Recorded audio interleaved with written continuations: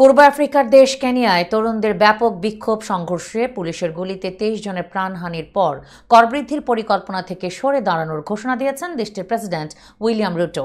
বুধবার তিনি এই ঘোষণা দেন। প্রেসিডেন্ট উইলিয়াম রুটো বলেছেন, কেনিয়ার জনগণ উচ্চস্বরে বলছেন অর্থবিল 2024 দিয়ে তাদের কোনো কাজ নেই। আমি তাদের কথা মনোযোগ সহকারে শুনেছি, আমি তাদের দাবি মেনে নিয়েছি, সেই জন্য আমি এই অর্থবিলে সই করব না। পরবর্তী সময় এটি প্রত্যাহার করা হবে। মঙ্গলবার তরুণদের নেতৃত্বে শুরু হওয়া কেনিয়ায় ট্যাক্স বিরোধী আন্দোলন সহিংস আকার ধারণ করে। এই বিক্ষোভ থেকে দেশটির সংসদ ভবনে আগুন দেওয়া হয়। এ সময় বিক্ষোভকারীদের দমাতে পুলিশ গুলি ছুড়লে অন্তত 23 জন নিহত হয়, আহত হয় আরও বহু মানুষ।